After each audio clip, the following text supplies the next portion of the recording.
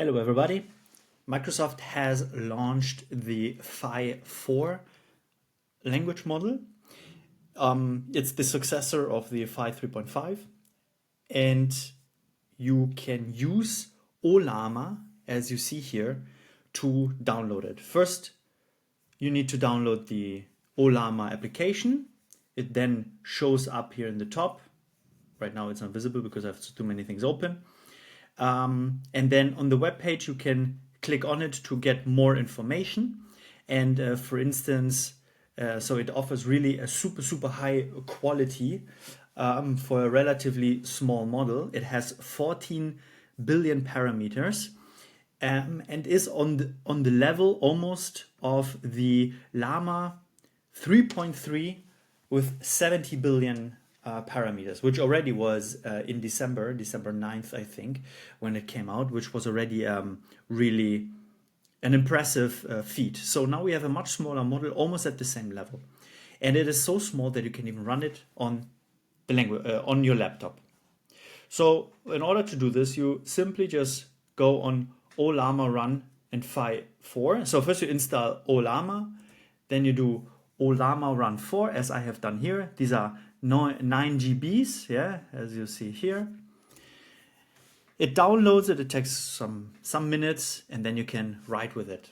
And in order to test its quality, I asked ChatGPT to give me an MMLU benchmark question. And it asks sort of like knowledge across multiple disciplines.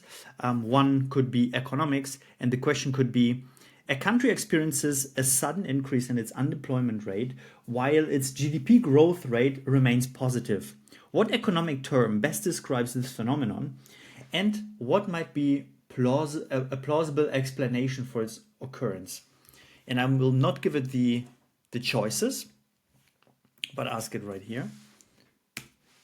And it should be jobless growth as the correct answer.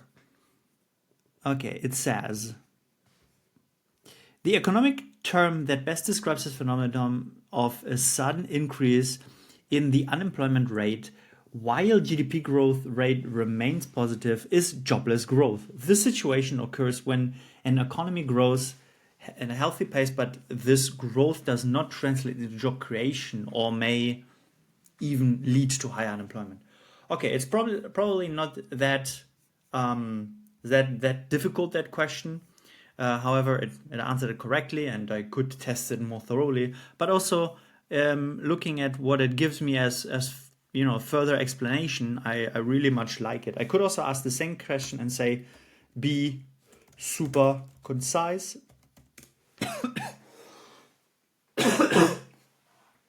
Sorry. And yeah, it answers it in basically one paragraph. I think this is good. And like this, you can run it on your own laptop. And it didn't take too long, as you have seen with the answers.